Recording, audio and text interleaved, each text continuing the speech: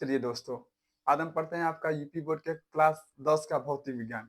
भौतिक विज्ञान से जितना भी क्वेश्चन आपका मोस्ट आईएमपी है, जो 3 बार या 4 बार आया हुआ है कोई यूपी बोर्ड के पेपर में, ठीक है? या जितना भी क्वेश्चन आपका 4 बार, 3 बार आया हुआ क्वेश्चन है, ठीक है? तो हम उसको ही केवल लिए हैं, वो भी पार्ट पहले का, ठीक है? पहले से लगाई और 2-3 पार्ट तक लिए हैं, ठीक है? जितना भी हमारे दृष्टिकोण से जितना भी सवाल आपको लगा कि जो 3 बार, 4 बार, 5 बार पूछा है, केवल उसी प्रश्न को लिए हैं, ठीक है? तो चलिए हम सबसे पहले इसमें आज एक बार हमने एक वीडियो बनाया था, उसमें केवल हम आपको बताए थे कि कौन-कौन क्वेश्चन कितना-कितना बार पूछा है, ठीक है?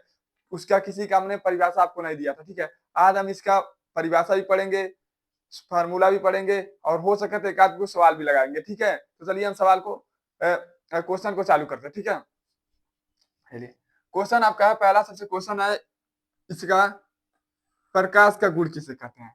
सबसे पहला क्वेश्चन आपका सबसे ज्यादा पूछने वाला क्वेश्चन है कि प्रकाश का दो दो गुण लिखो। आपसे क्वेश्चन यूपी बोर्ड के पेपर में 4 बार पूछा है। 4 बार पूछा है, ठीक है? एक आपका यूपी हमने आपको बताया जितना भी क्वेश्चन हम लिए हैं, सभी आपका यूपी बोर्ड में कितना बार पूछा है? 4 बार या 3 बार पूछा हुआ क्वेश्चन है। यानी सब क्वेश्चन आपका वेरी आईएमपी क्वेश्चन है, ठीक है? यदि आप हमारे चैनल पे नए हैं तो आप हमारे चैनल को लाइक, शेयर, सब्सक्राइब जरूर करिएगा, ठीक है? तो सबसे पहले पढ़ते हैं प्रकाश का कोई 2 गुण। पहला प्रकाश का गुण क्या होता है? प्रकाश क्या होता है? प्रकाश सदैव किस रेखा में चलता है? कहेंगे सीधी रेखा में चलता है। ये तो आपका क्या हो जाएगा? पहला गुण हो जाएगा, ठीक है? दूसरा का गुण आपका क्या हो जाएगा कि प्रकाश की चाल कितना होता है? प्रकाश सीधी रेखा में चलता है, आपका क्या हो जाएगा? पहला गुण हो जाएगा, ठीक है? और दूसरा गुण आपका हो जाएगा प्रकाश की चाल 3 गुणे 10⁸ मीटर प्रति सेकेंड होता है, ठीक है? ये आपका हो जाएगा दूसरा गुण हो जाएगा, ठीक है? एक गुण और अपने मर्जी से लिख दीजिएगा। प्रकाश किसी चिकने सतह से टकराती है तो प्रकाश किसी चिकने सतह से टकराती है तो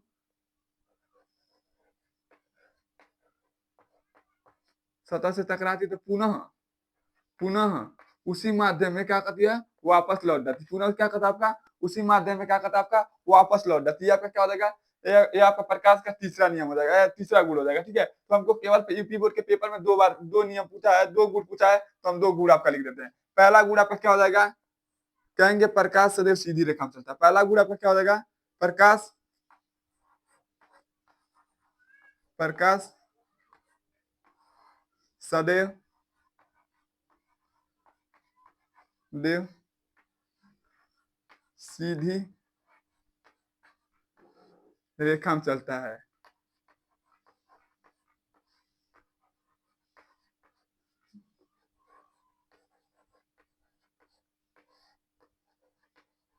ये आपका क्या हो जाएगा? पहला गुण हो जाएगा। दूसरा गुण आपका क्या हो जाएगा? कहेंगे प्रकाश का चार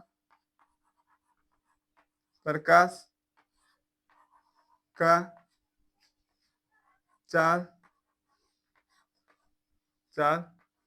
3 गुणे 10⁸ मीटर प्रति सेकेंड होता है।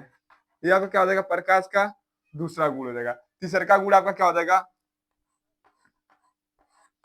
तीसरा गुण हो जाएगा प्रकाश प्रकाश जब किसी किसी चिकने सतह पे ने सतह से तह से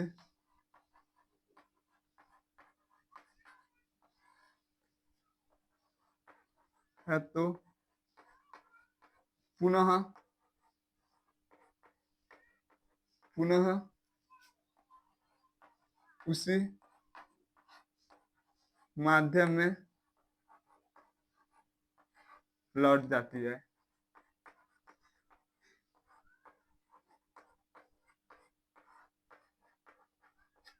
ये आपका क्या हो जाएगा? तीसरा गुण हो जाएगा। आपसे क्वेश्चन में केवल कितना गुण पूछा, आपसे केवल 2 गुण पूछा, ठीक है। हमने आपको कितना गुण लिख कर दिखा दिया, 3 गुण। पहला आपका गुण क्या होता है, प्रकाश से किस रेखा में चलती है, कहेंगे सीधी रेखा में चलता है, ये आपका क्या हो जाएगा, पहला गुण हो जाएगा। दूसरा का गुण आपका क्या होता है, प्रकाश की चाल 3 × 10⁸ मीटर प्रति सेकंड होता है, ये आपका क्या हो जाएगा, प्रकाश का दूसरा गुण हो जाएगा, ठीक है।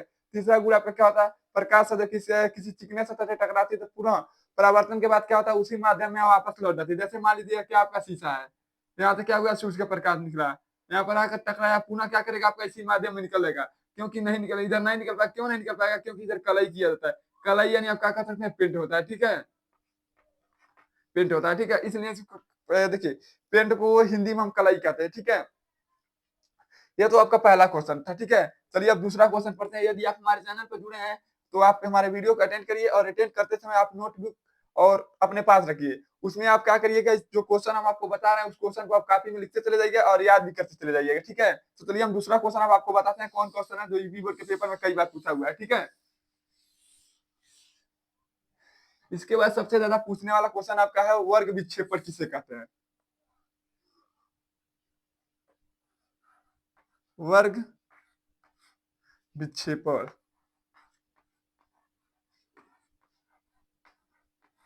ये भी क्वेश्चन आपका यूपी बोर्ड में अभी तो हमने 4 बार ही किया है, क्वेश्चन कम से कम आपका 8 बार पूछा होगा, ठीक है। वर्ग विक्षेपण किसे कहते कहते ठीक। इसको आप याद करने के लिए सबसे पहले क्या करेंगे, एक चित्र बनाएंगे। इस चित्र का क्या नाम है, कहेंगे प्रिज्म है। क्या नाम है इसका, कहेंगे प्रिज्म है, ठीक है। जब प्रकाश, ये आपका क्या होता है, प्रकाश, प्रकाश की सबसे बड़ा स्रोत आपका क्या होता है, कहेंगे सूर्य होता है। प्रकाश की सबसे बड़ा स्रोत आपका क्या होता है, कहेंगे सूर्य होता है, ठीक है। जब यहाँ से प्रकाश की किरण जाएगा प्रिज्म, प्रिज्म में पड़ेगा तो इसके आधार का ये आपका क्या होता है, इसका प्रिज्म का आधार हो जाएगा, तो इसके आधार का क्या हो जाएगा, समांतर हो जाएगा। अब परावर्तन के बाद क्या होगा, 7 रंगों में विभाजित, 1 रंग, 2 रंग, 3 रंग, 4 रंग, 5 रंग, 6 रंग, ये आपका हो जाएगा 7 रंग, ठीक। क्या आपका हो जाएगा पहला रंग, यहाँ आ जाएगा आपका दूसरा रंग, यह हो जाएगा तीसरा रंग, यह हो जाएगा आपका चौथा रंग, यह हो जाएगा आपका 5वां रंग, यह हो जाएगा आपका 6वां रंग, यह आपका हो जाएगा 7वां रंग, ठीक, ठीक है। इसको याद करने के लिए आपको एक ट्रिक बताते थे, क्या है आपको याद करना है, इसको याद, नाम याद करने का सबसे आसान ट्रिक होता है, आप लोग को पता होगा, दिवगयोर। दिवगयोर आप इंग्लिश का होता है, तो बहुत ऐसे यूपी बोर्ड के बच्चे हैं जो इंग्लिश नहीं जान पाते हैं कि बी से क्या होगा, जी से क्या होगा, आर से क्या होगा, ठीक है। तो उसके लिए हम आपको बता दे रहे हैं, आप याद कर लीजिएगा, बैजनी है फिनाल, क्या, बैजनी, बैजनी है पी हैप्पी नाल, आप इतना याद कर लीजिएगा, ठीक है। ये आपका क्या है, ट्रिक है, ये आपका क्या है, ट्रिक है, TRICK, ये आपका क्या है, याद करने का ट्रिक है, ठीक है। तो देखिए ऊपर यहाँ से लिखना चाहते हो, लॉ से क्या हो जाएगा आपका, कहेंगे लाल, ठीक। नौ से क्या हो जाएगा, कहेंगे नारंगी,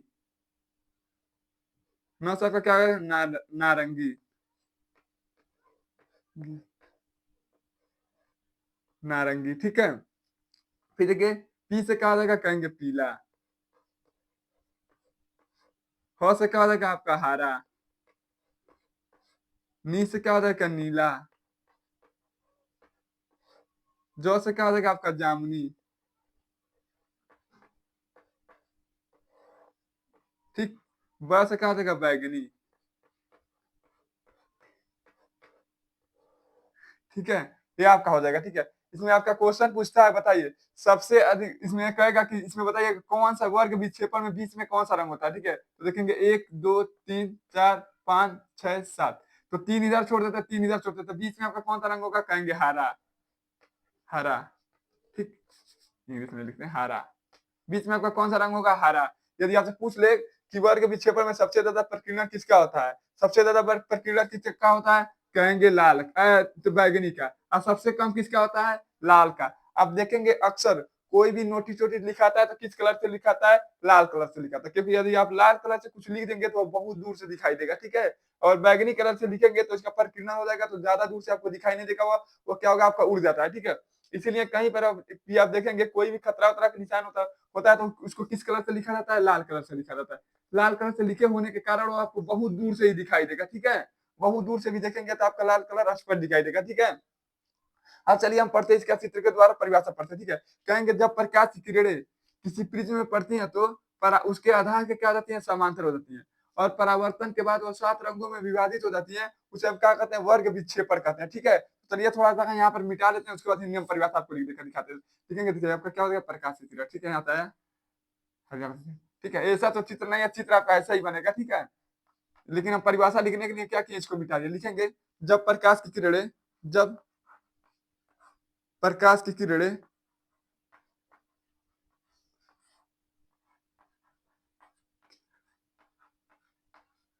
किरणें किसी प्रिज्म में पड़ती हैं तो किसी किसी प्रिज्म प्रिज्म में पड़ती है तो उसके आधार के समांतर हो जाती हैं, उसके आधार के आधार के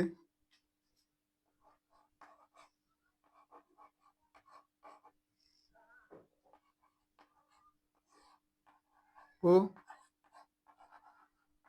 जाती हैं और परावर्तन के बाद लिखेंगे रहती हैं और परावर्तन के बाद परावर्तन के बाद 7 रंगों में विभाजित हो जाती हैं, 7 रंगों में विभाजित हो जाती हैं।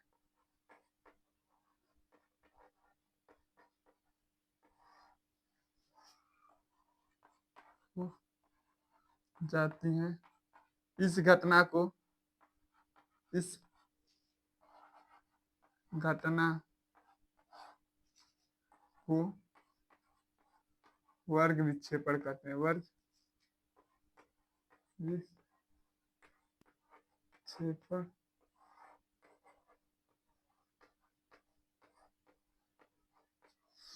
अच्छा ठीक, चलिए एक बार हम आपको क्वेश्चन को समझाने की कोशिश करते हैं। कह रहा कि जब प्रकाश की किरणें किसी प्रिज्म में पड़ती हैं तो उसके क्या होती है? आधार के समांतर हो जाती हैं और परावर्तन के बाद वो 7 रंगों में विभाजित हो जाती है, ठीक है? इसे हम इस घटना को क्या कहते हैं? हम वर्ग विक्षेपण कहते हैं, ठीक है? यदि आपको जहां पर भी नहीं समझ आए आप तुरंत कमेंट करिएगा, ठीक है? हम आपको बता देंगे। चलिए आप इस क्वेश्चन को एक बार लिख लीजिए।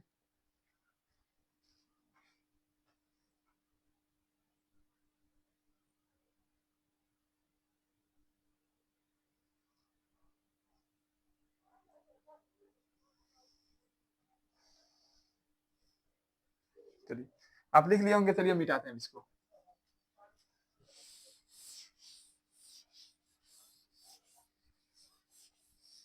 यदि आपको जहां पर भी नहीं समझ आए आप तुरंत क्या करिएगा? कमेंट करिएगा। यदि आपको कहीं पर भी कोई डाउट हो तो आप तुरंत क्या करेंगे? कमेंट करेंगे, ठीक है? तो आपको हम तुरंत बता देंगे, ठीक है? कमेंट हम रोज पढ़ते हैं, ठीक है? आप कमेंट करेंगे तो हम आपको कमेंट के थ्रू जो भी आपको डाउट होगा उसको हम क्या करेंगे? आपका क्लियर कर देंगे, ठीक है? या तो आपको व्हाट्सएप नंबर दे देंगे या तो हम तो उस पर भी आप क्वेश्चन को लिख कर भेजेंगे तो आपको हम क्लियर कर देंगे, ठीक है? तो चलिए हम सवाल को लगाते हैं। आपका अगला परिभाषा है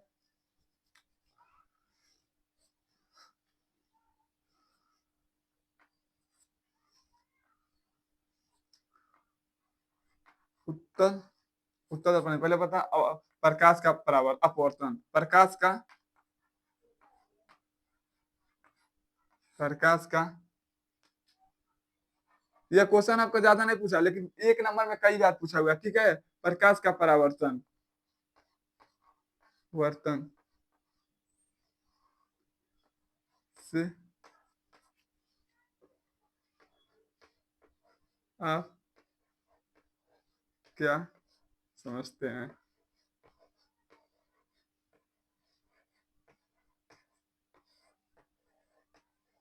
ये भी क्वेश्चन आपका यूपी बोर्ड के पेपर में 1 नंबर में या 2 नंबर में कई बार पूछा हुआ क्वेश्चन, ठीक है? तो इसको याद करने से पहले हम आपको समझाते हैं, क्योंकि फिजिक्स में आपको याद नहीं करना होता है, ठीक है? ज़्यादा से ज़्यादा समझना होता है फिजिक्स में, केमिस्ट्री में। बायोलॉजी में थोड़ा-बहुत आपको याद करना पड़ता है, ठीक है? देखिए, ये आपका मान लीजिए क्या हो गया, सूर्य हो गया। ये आपका क्या है, शीशा है। सूर्य प्रकाश का सबसे बड़ा स्रोत आपका क्या होता है, सूरज होता है, ठीक है? मान लीजिए यहाँ से प्रकाश की किरण निकला, टकराया यहाँ पर, यहाँ से क्या किया, इसी माध्यम, ये आपका होता है पहला माध्यम, ये आपका होता है दूसरा माध्यम, ठीक है? कहेंगे जब प्रकाश की किरणें किसी चिकने सतह से टकराती है, चिकने सतह यानी शीशा उषा से टकराती है, तो पुनः उसी माध्यम में, अपने दूसरे पहले ही माध्यम में वापस लौट आती है। इसे क्या कहते हैं, प्रकाश का परावर्तन कहते हैं, ठीक है? तो ये परिभाषा को हम लिखते हैं एक बार। इसको क्या करते हैं, थोड़ा यहाँ से चित्र को मिटाते हैं और चित्र को आपको थोड़ा उल्टा करके बना देते हैं इस तरह, ठीक है? क्योंकि कम समय में ले लेगा, ठीक है? इसको उल्टा कर दिया, ये आपका क्या हो जाएगा, शीशा। ये आपका हो जाएगा पहला माध्यम, ये हो जाएगा आपका दूसरा माध्यम, ठीक है? इसको लिखेंगे, ये आपका हो जाएगा मान लीजिए सूर्य का प्रकाश, कुछ भी बैटरी वैटरी कुछ भी मान लीजिए प्रकाश निकले लेकिन उससे, ठीक है? लिखेंगे लिखेंगे जब प्रकाश की किरणें जब जब प्रकाश की किरणें प्रकाश की किरणें किरणें किसी चिकने सतह से चिकने सतह से सतह से सतह से टकराती हैं तो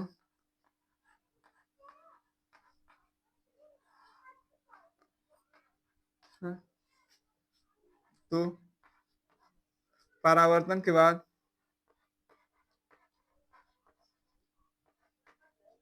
परावर्तन के बाद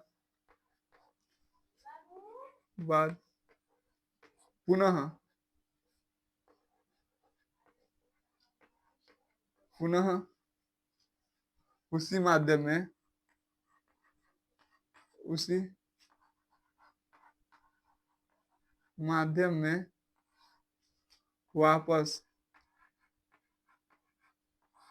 लौट जाती हैं।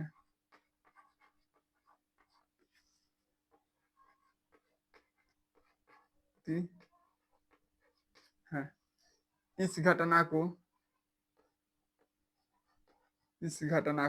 प्रकाश का परावर्तन कहते हैं। इस घटना को प्रकाश का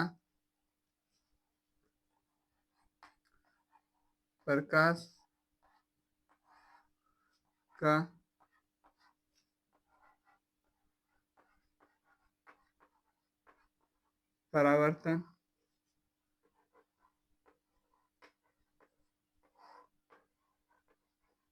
कहते हैं, ठीक?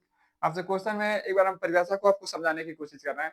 कह रहा है कि जब प्रकाश की किरणें किसी चिकने सतह से टकराती हैं तो पुनः उसी माध्यम में, कह रहा है कि जब प्रकाश की किरणें किसी चिकने सतह से टकराती हैं तो पुनः उसी माध्यम में क्या होता है, परावर्तित हो जाते हैं, यानी पुनः उसी भाग में वापस लौट जाती है, आप परावर्तित हो जाती है, आप कुछ भी कहिएगा, ठीक है? वापस लौट जाती है, परावर्तित हो जाती है। इस घटना को हम क्या कहते हैं, प्रकाश का इस घटना को इस वापस लौट जाती है, इस घटना को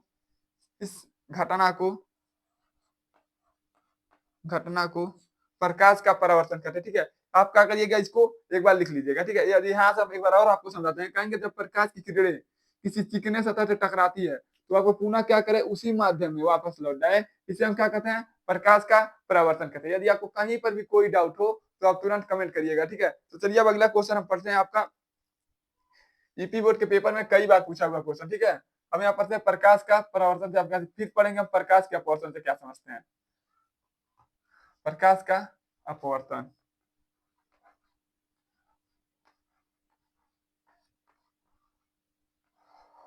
प्रकाश के अपवर्तन से आप क्या समझते हैं, ठीक है? तो चलिए हम इसको मिटाते हैं।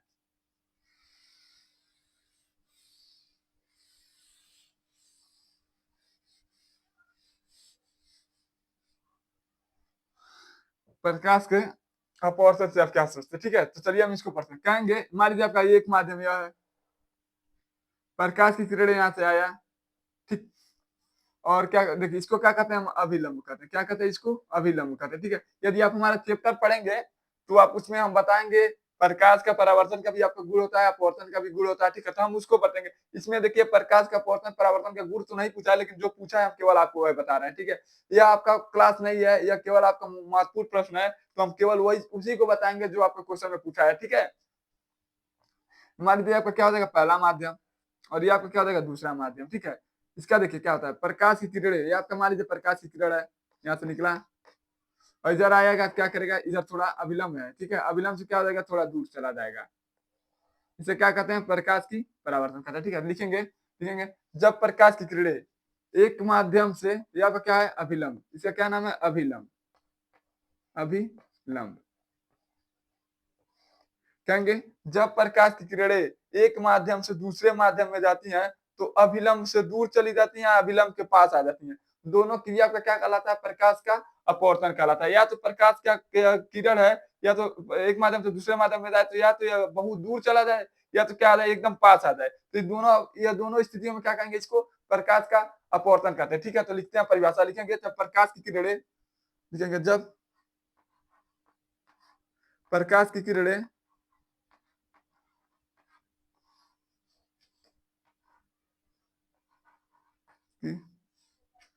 किरणें किरणें एक माध्यम से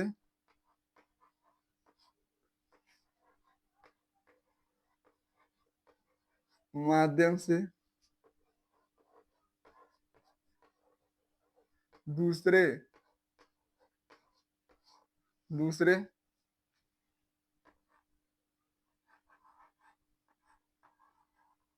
माध्यम में जाती हैं तो, यहाँ भी जाते हैं तो अविलंब से दूर चली जाए, लंब से दूर चली जाए, चली जाती है, चली जाती है। इस क्रिया इस घटना को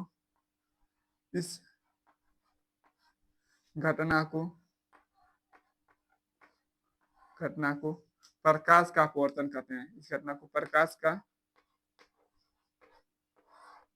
अपवर्तन कहते हैं।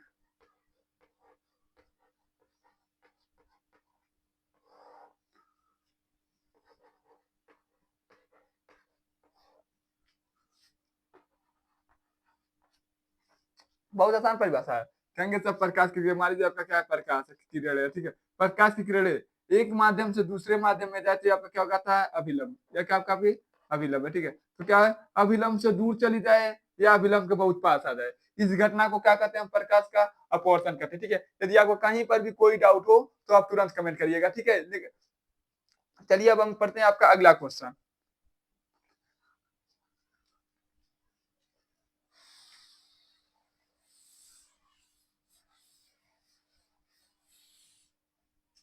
अगला क्वेश्चन हम पढ़ते हैं, इसमें सबसे ज्यादा पूछने वाला क्वेश्चन आपका है ओम का नियम। चलिए ओम का नियम तो पहले हम पढ़ लेते हैं, दर्पण दर्पण दर्पण तो आपके पेपर में कभी नहीं पूछा है, लेकिन इसमें देखिए क्वेश्चन होता है, छोड़िए इसको, पहले पढ़ने से पहले हम पढ़ लेते हैं। एक इसमें क्वेश्चन होता है आपका, ध्रुव ध्रुव फोकस दूरी, ये आपका क्वेश्चन एक एक नंबर में आएगा अलग अलग। फोकस दूरी, ध्रुव फोकस दूरी होगा तो क्या होगा, फोकस दूरी। उसके बाद आपसे पूछेगा वक्रता त्रिज्या, वक्रता त्रिज्या। फिर आपसे पूछेगा क्वेश्चन में मुख अक्ष।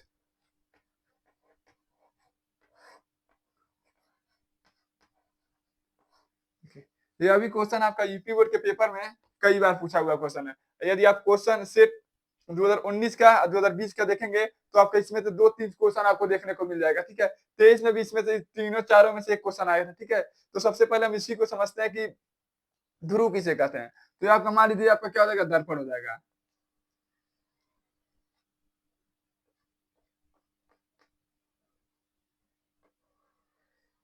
क्या होगा दर्पण। ठीक, यहाँ पे क्या हो गया, इसको कहते हैं मध्य बिंदु, इस मध्य बिंदु इसको क्या कहते हैं M1, और इसको क्या कहते हैं M2। इसका दोनों का क्या नाम है, M1 M2 क्या आपका द्वारक है। ठीक है, देखिए यदि कोई पूछ ले कि ध्रुव किसे कहेंगे, कहेंगे दर्पण के मध्य बिंदु को, दर्पण के मध्य बिंदु को ध्रुव कहते हैं। इसको किससे लिखते हैं, हम P से लिखते हैं, पॉइंट।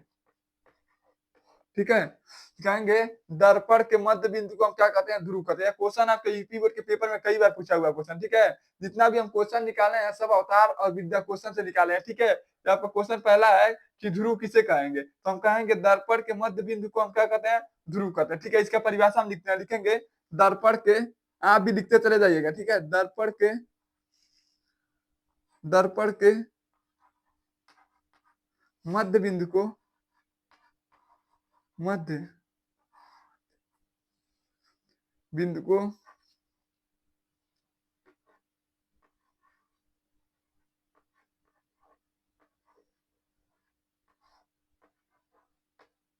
मध्य बिंदु को ध्रुव कहते हैं, ध्रुव कहते हैं। इसको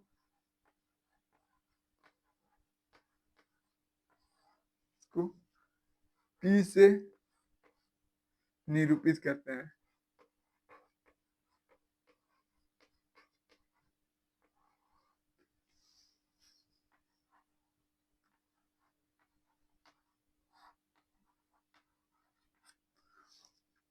क्वेश्चन आपका बहुत आसान है, बहुत आसान क्वेश्चन है। ठीक है, ये कोई पूछ ले कि ध्रुव किसे कहते हैं, तो कहिएगा दर्पण के मध्य बिंदु को, यानी बीच वाले भाग को, बीच वाले जो बिंदु होता है उसे क्या कहते हैं, ध्रुव कहते हैं। इसको किससे हम लिखते हैं, कहेंगे P से लिखते हैं। ठीक है, दर्पण के मध्य बिंदु को हम क्या कहते हैं, ध्रुव कहते हैं, और इसको हम किससे लिखते हैं, कहेंगे P से लिखते हैं। यदि आपको कहीं पर भी कोई डाउट हो तो आप तुरंत कमेंट करिएगा। ठीक है, चलिए हम अगला क्वेश्चन आपका पढ़ते हैं, फोकस दूरी किसे कहते हैं। ठीक है, चलिए उसको पढ़ते हैं।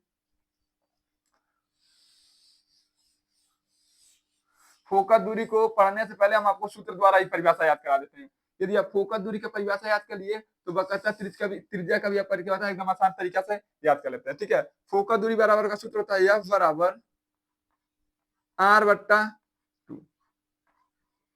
अभी हम इस पर एक आध दो सवाल भी लगा लेते हैं। ठीक है, देखिए फोकस दूरी का आपका परिभाषा क्या होगा, कहेंगे वक्रता त्रिज्या के आधी दूरी को क्या कहते हैं, हम फोकस दूरी कहते हैं। ठीक है, जहां पर आप देख लीजिए क्या क्या होता है, जहां पर आपका होता है, जहां पर R बराबर आपका है, जहां पर आपका R बराबर का मतलब होता है वक्रता त्रिज्या, रेडियन। ठीक है, वक्रता त्रिज्या, और F बराबर आपका होता है फोकस दूरी।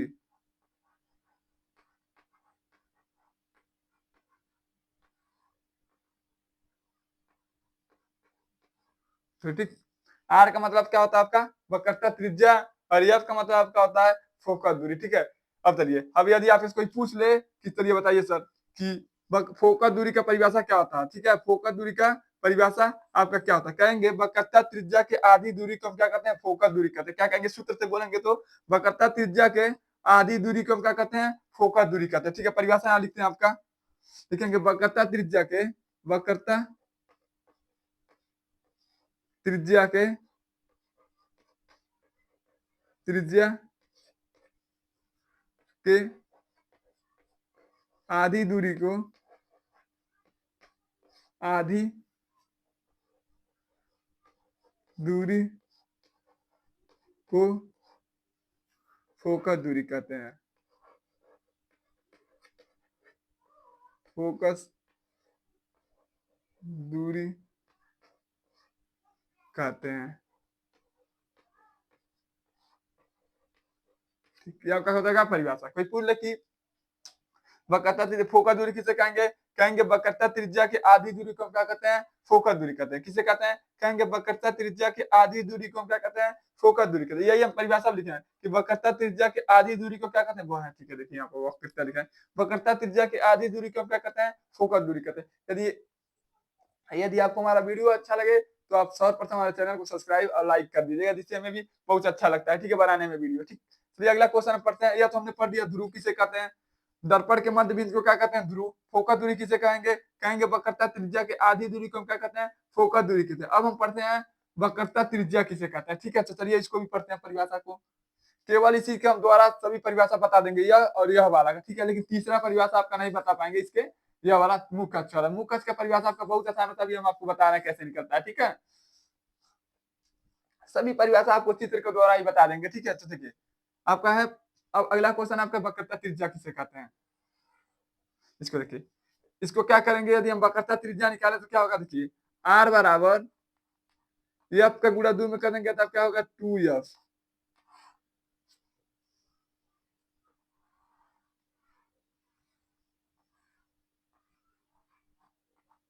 आर बराबर 2f। ठीक है, कहेंगे फोकस दूरी के दुगनी भाग दूरी को वक्रता त्रिज्या कहते हैं। कहेंगे फोकस दूरी के दुगनी दूरी को क्या कहते हैं, वक्रता त्रिज्या। कहेंगे फोकस दूरी के, यहाँ लिखेंगे फोकस दूरी के,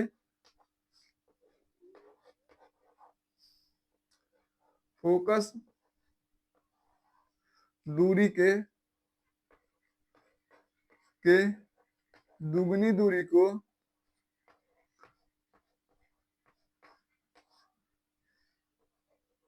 दूरी को वक्रता त्रिज्या कहते हैं।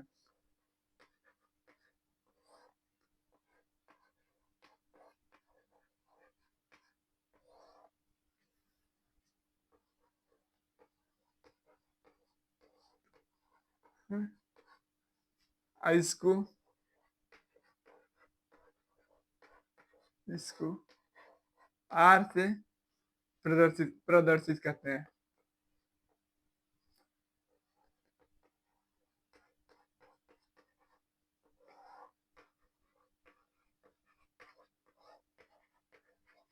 यदि आपसे कोई पूछ ले कि वक्रता त्रिज्या किसे कहते हैं, कहेंगे फोकस दूरी के दुगनी दूरी को क्या कहते हैं, वक्रता त्रिज्या कहते हैं। यदि फोकस दूरी का कोई परिभाषा पूछ ले तो क्या कहेंगे, कहेंगे वक्रता त्रिज्या के आधु दूरी को हम क्या कहते हैं, फोकस दूरी कहते हैं। ध्रुव किसे कहते हैं, कहेंगे दर्पण के मध्य बिंदु को हम क्या कहते हैं, ध्रुव कहते हैं। ठीक है, यदि आपसे कोई पूछ ले कि दर्पण के मध्य बिंदु को क्या कहते हैं तो कहेंगे ध्रुव कहते हैं। फोकस दूरी किसे कहते हैं, कहेंगे वक्रता त्रिज्या के आधी दूरी को हम क्या कहते हैं, फोकस दूरी किसे कहते हैं। ठीक है, वक्रता त्रिज्या किसे कहते हैं, कहेंगे फोकस दूरी के दुगनी दूरी को क्या कहते हैं, हम वक्रता त्रिज्या कहते हैं। ठीक है, अब हम पढ़ते हैं आपका मुख्य अक्ष किसे कहते हैं। यह जितना भी क्वेश्चन आपका है यूपी बोर्ड के पेपर में बहुत बार पूछा हुआ क्वेश्चन है। ठीक है, चलिए अब हम पढ़ते हैं मुख्य अक्ष किसे कहते हैं। ठीक है,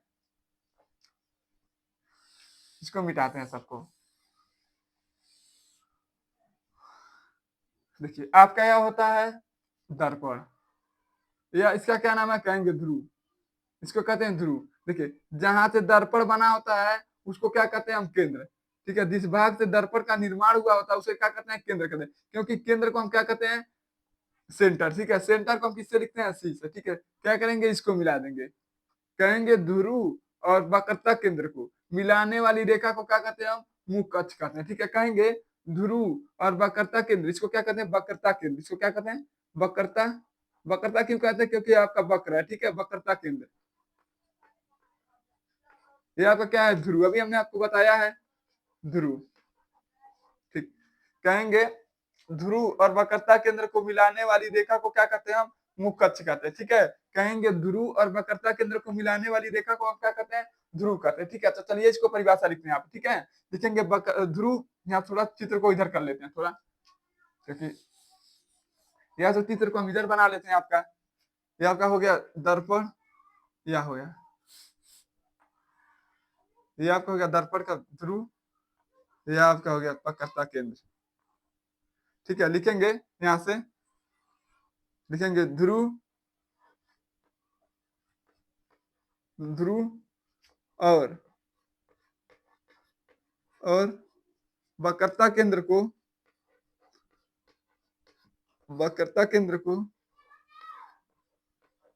केंद्र को मिलाने वाली रेखा को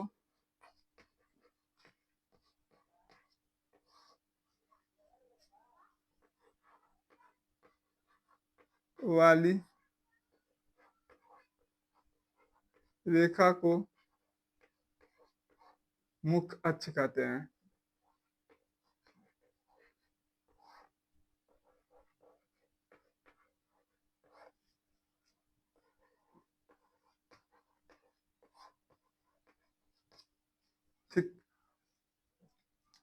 यदि आपसे कोई पूछ ले कि मुख कक्ष किसे कहते हैं, तो आप कहेंगे कि ध्रुव और वक्रता केंद्र को मिलाने वाली रेखा को हम क्या कहते हैं? मुख कक्ष कहते हैं, ठीक है? यदि आपको कहीं पर भी कोई डाउट हो, तो आप तुरंत कमेंट करिएगा, ठीक है? तो चलिए अब अगला क्वेश्चन आपका पढ़ते हैं हम।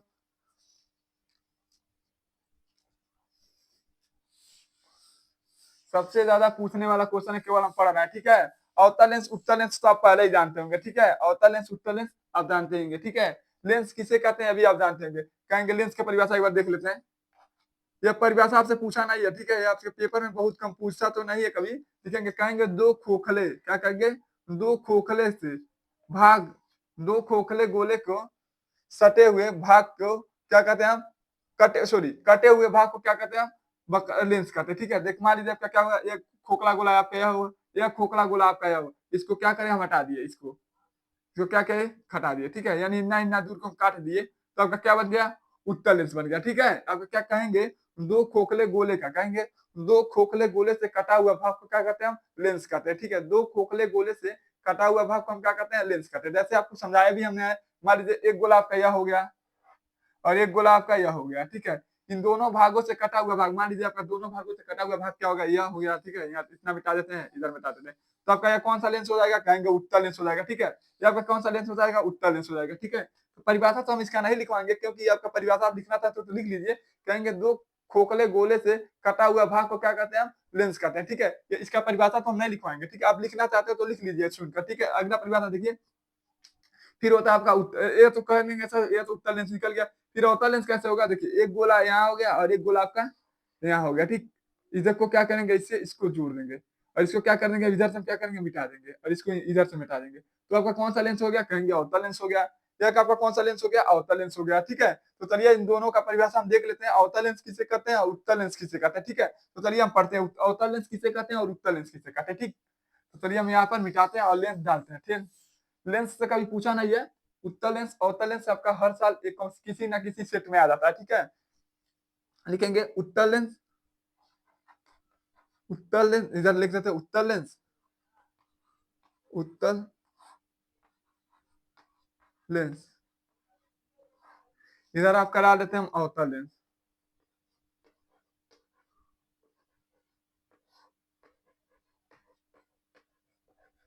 अभी हमने आपको आकृति बनाकर दिखाया ही है, ठीक है? परिभाषा केवल हम याद कर रहे हैं। आपका उत्तल लेंस का परिभाषा चित्र कैसा होता है आपका?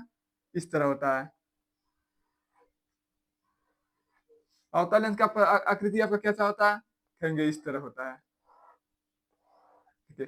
परिभाषा बहुत आसान होता है इसका, कहेंगे वह लेंस जो किनारे पर आपका क्या हो? किनारे पर आपका क्या हो? पतला हो।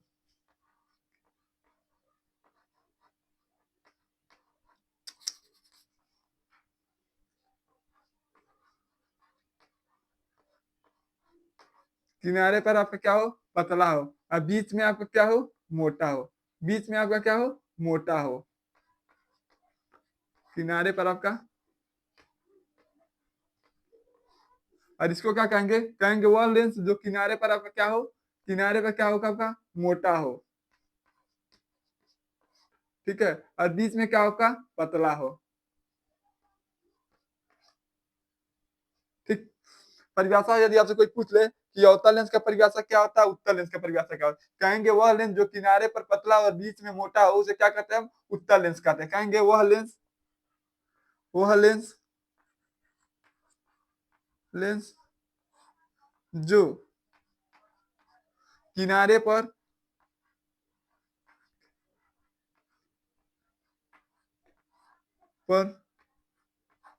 पतला हो, पतला हो और और बीच में मोटा हो,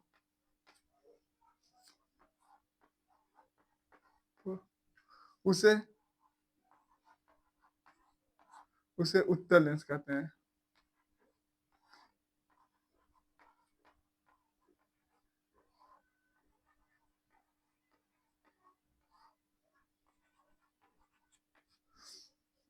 सेम क्या करेंगे? इसका उल्टा कर देंगे तो आपका क्या हो जाता है? अवतल लेंस हो जाता है। अवतल लेंस किसे कहेंगे? कहेंगे वह लेंस, कहेंगे वह लेंस वह लेंस जो किनारे पर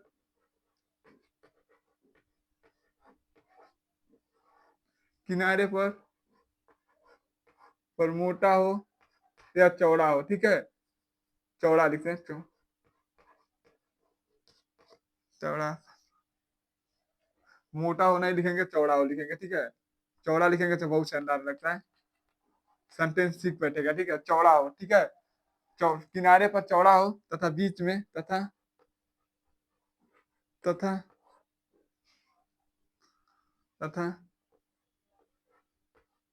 बीच में पतला हो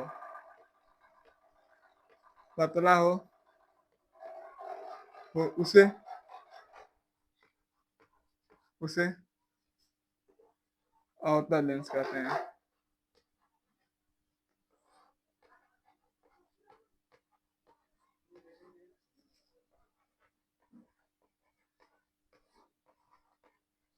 यदि आपसे कोई पूछ ले कि अवतल लेंस किसे कहेंगे, उत्तल लेंस किसे कहेंगे, तो एकदम आसान तरीका होता है।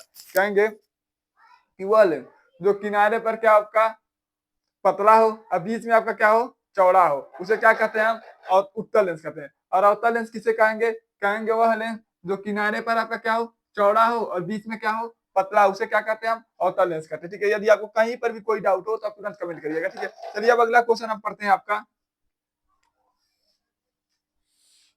दूर दृष्टि दोष किसे कहते हैं, निकट दृष्टि दोष किसे कहते हैं। यह सबसे यूपी बोर्ड के पेपर में और आपका किताब का सबसे महत्वपूर्ण क्वेश्चन होता है, ठीक है। यह होता है और मोटर होता है, इन दोनों में से किसी ना किसी का एक क्वेश्चन आपका यूपी बोर्ड के पेपर में आपको देखने को मिल जाएगा, ठीक है। इसके बाद हम क्या करेंगे, अवतल लेंस और उत्तल लेंस का क्या करेंगे, सूत्र का निगमन भी आपको करके दिखाएंगे अगली भाग में, ठीक है। तो आज हम केवल केवल आपको थ्योरी पढ़कर सिखा रहे हैं, ठीक है। उसके बाद हम न्यूमेरिकल लगाएंगे, उसके बाद हम क्या करेंगे, एक और पार्ट बनाएंगे, उसमें आपको केवल सूत्र का निगमन करेंगे, ठीक है।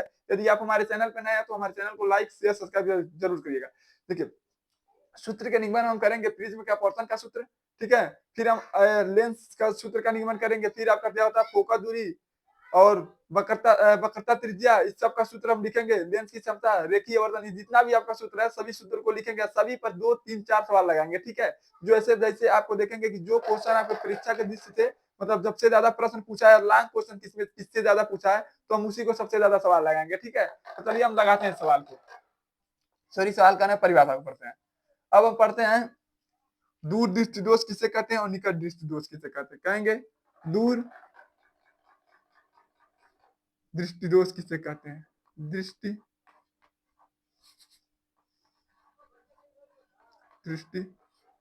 दोष किसे कहते हैं।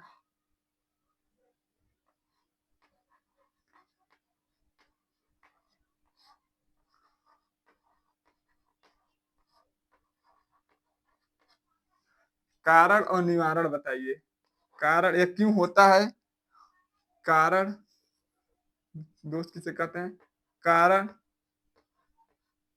निवारण बताइए।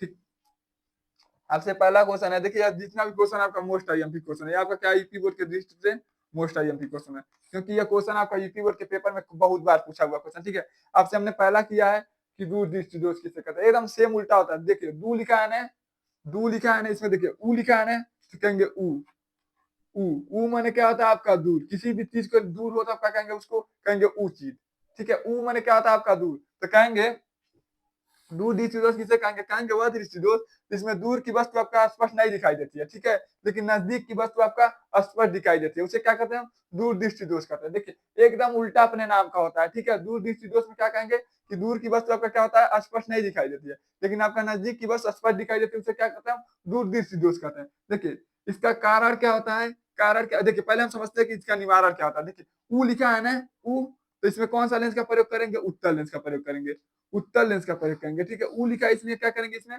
उत्तल लेंस का प्रयोग करेंगे, सूर्य उत्तल उत्तल लेंस का प्रयोग करेंगे, ठीक है। ऊ लिखा है इसलिए इसमें कौन सी लेंस का प्रयोग करेंगे, उत्तल लेंस का प्रयोग करेंगे। और इसके उत्तल लेंस का प्रयोग इसलिए कारण इसका क्या होता है, मान लीजिए आपका यह नेत्र है, ठीक, आपका यह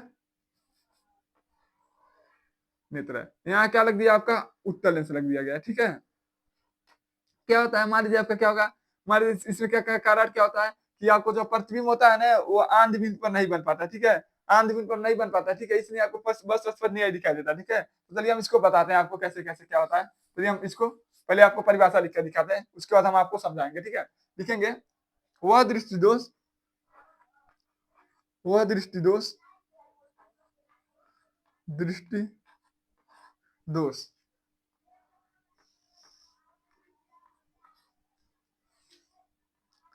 जिससे जिससे पीड़ित व्यक्ति, पीड़ित व्यक्ति को दूर की वस्तु स्पष्ट दिखाई देती है, दूर की वस्तु, सॉरी, स्पष्ट, स्पष्ट, स्पष्ट दिखाई नहीं देती, हमने गलती बोल दिया, ठीक है। स्पष्ट दिखाई, दिखाई नहीं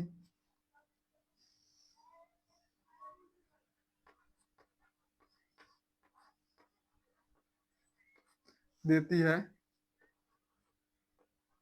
उसे दूर दृष्टि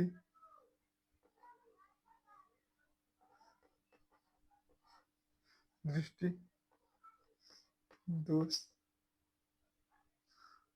दूर दृष्टि दोष से पीड़ित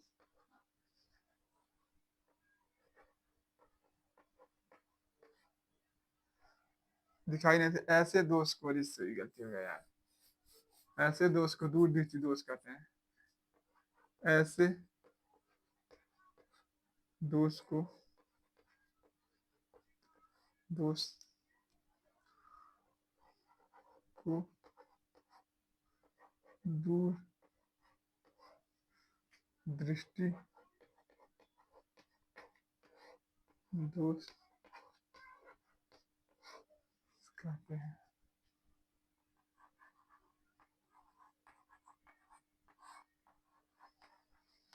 देखिए इसमें क्या होता है कि आपको नजदीक का वस्तु होगा तो वो तो आपको स्पष्ट दिखाई देगा, लेकिन दूर का वस्तु अगर जा रहा हो तो आप नहीं देख पाएंगे, ठीक है, उतना स्पष्ट नहीं, ऐसा नहीं है कि आप नहीं देख पाएंगे, देखेंगे लेकिन एकदम स्पष्ट आप नहीं देख पाएंगे, ठीक है। उसे क्या कहते हैं हम, दूर दृष्टि दोष कहते हैं, एकदम अपने नाम का उल्टा होता है, ठीक है। दूर का लिखा है तो लिखेंगे ऊ माने क्या होता है, दूर की वस्तु, किसी की अगर हम किसी वस्तु में ऊ का प्रयोग करते हैं कहेंगे ऊ, मतलब आपका क्या होता है, दूर की वस्तु, ठीक है। यानी दूर की वस्तु आपका क्या हो, स्पष्ट नहीं दिखाई दो, उसे उस दोष को हम क्या कहते हैं, आपका दूर दृष्टि दोष कहते हैं, ठीक है। तो इसका कारण क्या होता है कि आपका प्रतिबिंब क्या होता है, रेटिना के बाद बनता है, ठीक है। इसीलिए क्या कहता है, जैसे आप उत्तर लेंस लगाएंगे, मान लीजिए आपका क्या है, आंख नेत्र जा रहा है और थोड़ा दूर बन रहा है, आपका क्या है, आंख है, आंध बिंदु आपका यहाँ थोड़ा मोड़ा क्या करें यहाँ बने, तो जैसे आप उत्तर लेंस लगाएंगे क्या करेगा, इसको घींच कर इस पर ला देगा, रेटिना बना देगा, ठीक है। तो इसमें क्या कहते लिखेंगे, कारण इसका क्या होता है, इस पर प्रतिबिंब, इसमें प्रतिबिंब आंध बिंदु पर नहीं बनता, कारण इसका क्या है, कारण डालेंगे, इसको तो लिख लिया आप, इसको मिटाते हैं, ठीक है, इसको हम मिटाते हैं, उसके बाद हम लिखते हैं, ठीक है, इसको मिटाते हैं, कारण डालते हैं, ये तो आपका केवल परिभाषा था, ठीक है। कारण डालते हैं इसका, कारण डालेंगे, लिखेंगे कारण,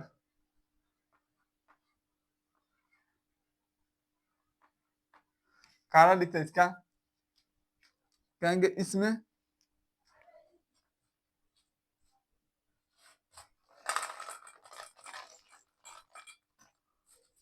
लिखेंगे इसमें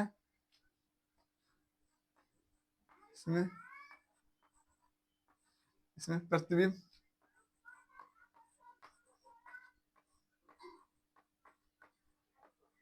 बिंब आंध बिंदु पर नहीं बनता है।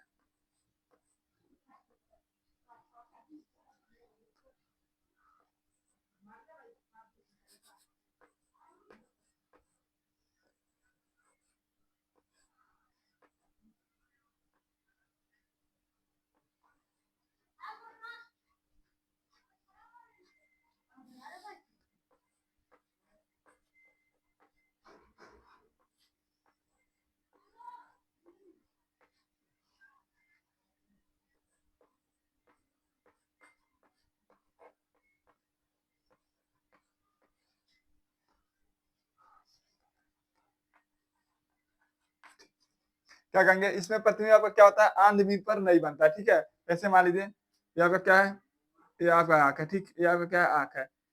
प्रकाश वस्तु यह है, इसका प्रतिबिंब आपका आंख जमीन पर नहीं बनेगा, ठीक है। इसका प्रतिबिंब आपका क्या करेगा, आंख जमीन पर नहीं बनकर कहीं और बन जाएगा, ठीक है। तो देखिए यह तो आपका क्या हो गया, याद कर लीजिएगा, ठीक है। कहेंगे इसमें प्रतिबिंब आपका क्या होता है, आंख जमीन पर नहीं बनता है, ठीक है। इसका निवारण क्या होता है,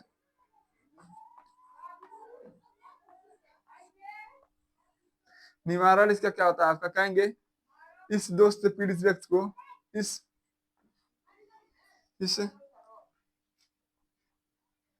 दोष से से छोटा क्या लिखा, दोष से पीड़ित पीड़ित व्यक्ति को उत्तल लेंस का प्रयोग करना चाहिए। उत्तल लेंस का चश्मा का उपयोग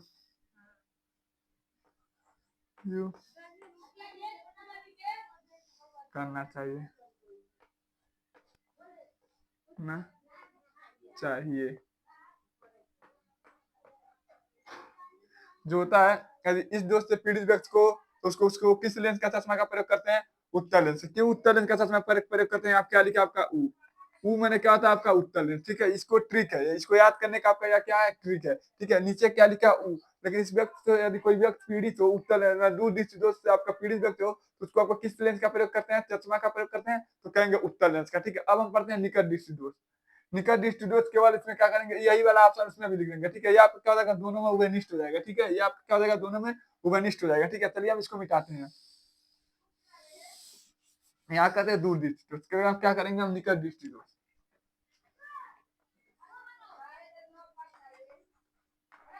लिखेंगे। इसका परिभाषा कहेंगे कि इस दोष से पीड़ित व्यक्ति को निकट की वस्तु स्पष्ट निकट की वस्तु स्पष्ट नहीं दिखाई देती है, लेकिन दूर की वस्तु स्पष्ट दिखाई देती है। इस दोष को क्या कहते हैं हम, निकट दृष्टि दोष कहते हैं, ठीक है। कहेंगे यदि आपका कोई व्यक्ति है जो इस दोष से पीड़ित है, तो उसको दे देंगे तो निकट की वस्तु को स्पष्ट नहीं देख पाएगा। यह दोष आपका कब होता है, जब ज्यादा से ज्यादा मोबाइल चलाएंगे तो, ठीक है। तो देखिए आपको क्या होगा, निकट की वस्तु को आप स्पष्ट रूप से नहीं देख पाएंगे, लेकिन कोई वस्तु दूर हो तो उसको आप स्पष्ट रूप से देख लेते हैं। इस प्रकार के दोष को हम क्या कहते हैं, निकट दृष्टि दोष कहते हैं। इसका निवारण में क्या होता है, निकट मैंने क्या होता है, आप कहेंगे अई, निकट में आपका क्या होता है अ कहते हैं ना, अई अई मैंने क्या होता है आपका अवतल लेंस, अवतल। इसमें क्या करेंगे हम, इसमें देखिए इस दोष से पीड़ित व्यक्ति को उत्तल लेंस का प्रयोग करते हैं, उत्तल लेंस के चश्मे का ना, तो यहाँ बस हम लिख देंगे अवतल लेंस, अवतल लेंस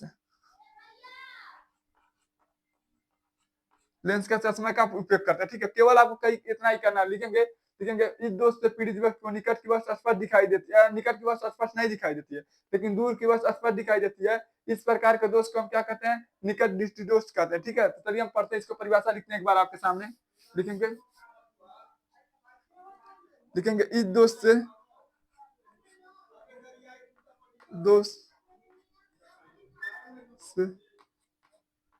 पीड़ित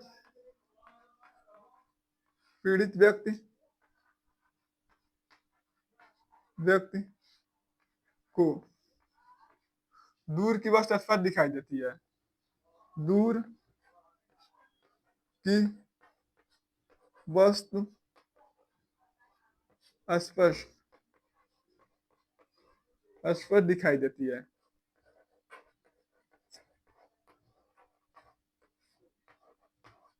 देती है,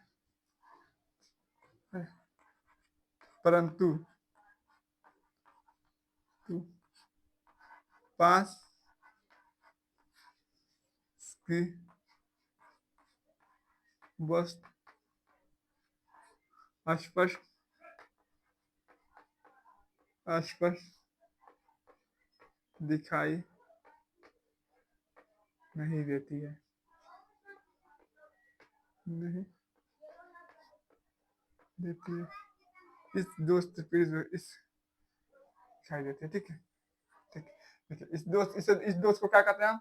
यहाँ दगा नहीं लिख देते हैं, नहीं तो इस दोष को हम क्या कहते हैं? निकट दृष्टि दोष कहते हैं। लिखेंगे यहाँ पर इस दोष को क्या कहते हैं हम? निकट दृष्टि दोष। इस दोष में एक क्वालिटी होती है कि निकट है तो निकट की वस्तु तो आपको क्या होगा? स्पष्ट दिखाई देगा, लेकिन दूर की वस्तु निकट की वस्तु आपको स्पष्ट नहीं दिखाई देगा, ठीक है? लेकिन दूर की वस्तु आपका क्या होगा? स्पष्ट दिखाई देगा, ठीक है? इसे क्या कहते हैं? निकट दृष्टि दोष कहते हैं। नाम सुनकर आप थोड़ा-थोड़ा कन्फ्यूज़ हो जाएँगे, ठीक है? निकट आप सोचेंगे कि निकट निकट की वस्तु स्पष्ट दिखाएगा और दूर की वस्तु आपको नहीं दिखाई देगा। लेकिन ना या क्या होता है आपका ना अपने नाम के क्या होता है? उल्टा होता है, ठीक है?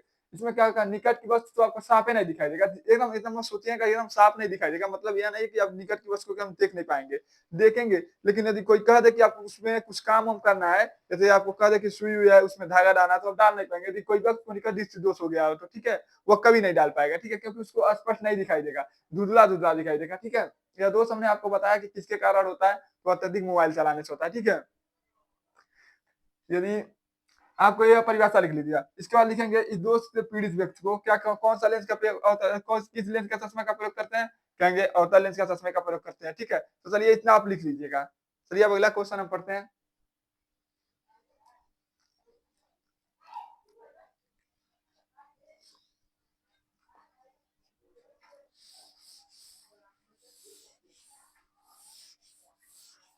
अगला क्वेश्चन हम पढ़ते हैं विद्युत धारा किसे कहते हैं? ये भी क्वेश्चन आपका यूपी बोर्ड के पेपर में कई बार पूछा है। विद्युत धारा, विद्युत धारा, आवेश,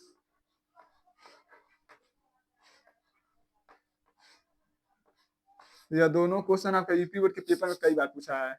आवेश